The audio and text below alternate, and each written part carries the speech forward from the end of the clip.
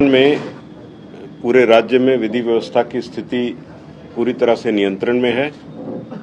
सासाराम और बिहार शरीफ में जो कुछ घटनाएं हुई उनमें अभी तक कुल 109 व्यक्ति जो इन कांडों में संलिप्त पाए गए हैं उनकी गिरफ्तारी हो चुकी है और लगातार हम उन लोगों की पहचान करके गिरफ्तारी का कार्यक्रम जारी रखेंगे। किसी भी ऐसे असामाजिक तत्व को बख्शा नहीं जाएगा और कानून की पूरी ताकत के साथ उनसे निपटा जाएगा। ये निश्चित तौर पे एक प्रयास था राज्य की अमन शांति को भंग करने का, जिसको पुलिस प्रशासन ने, जिला प्रशासन ने मिलकर के इसको विफल किया है और हम पूरी तरह कॉन्फिडेंट हैं कि आगे कोई ऐसी घटना को हम नहीं होने देंगे जिससे कि आम सामान्य शांति व्यवस्था पे कोई प्रतिकूल प्रभाव पड़े। जो ऐसे अंसर हैं समाज में, थोड़े बहुत कहीं न कहीं हो सकता है कोई ऐसे व्यक्ति हों, उनकी भी हम पहचान करके उनको कानून के दायरे में लाएंगे। धन्यवाद। कितने लोगों की मौत हुई?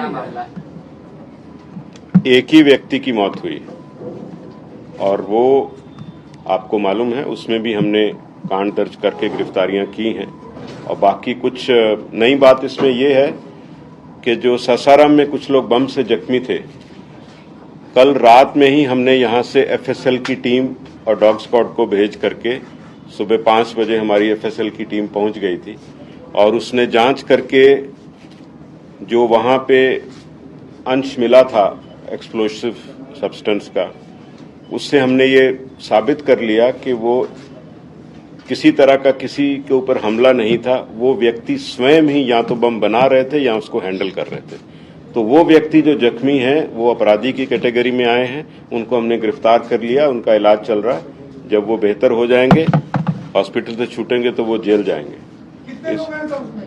6 है ना, 6 व्यक्ति हैं उसमें।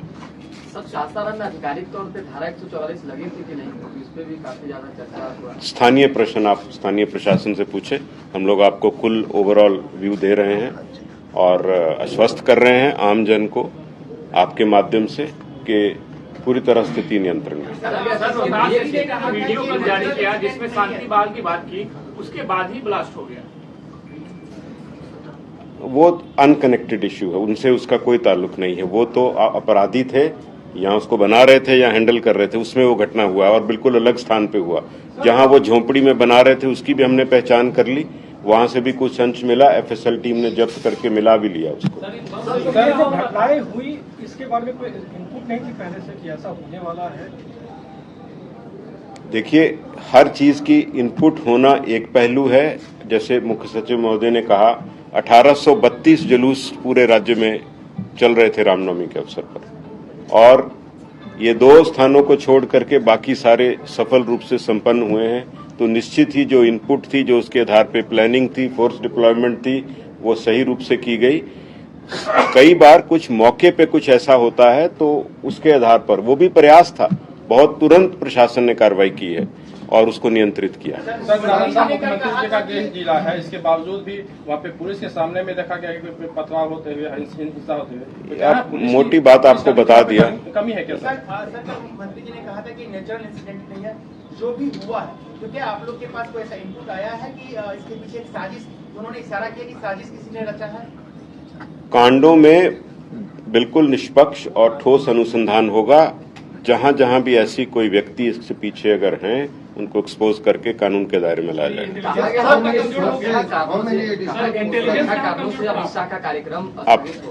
Sir, how many additional forces have been deployed for this, festivities and all this? And second thing, sir, is there any additional paramilitary forces which were asked by?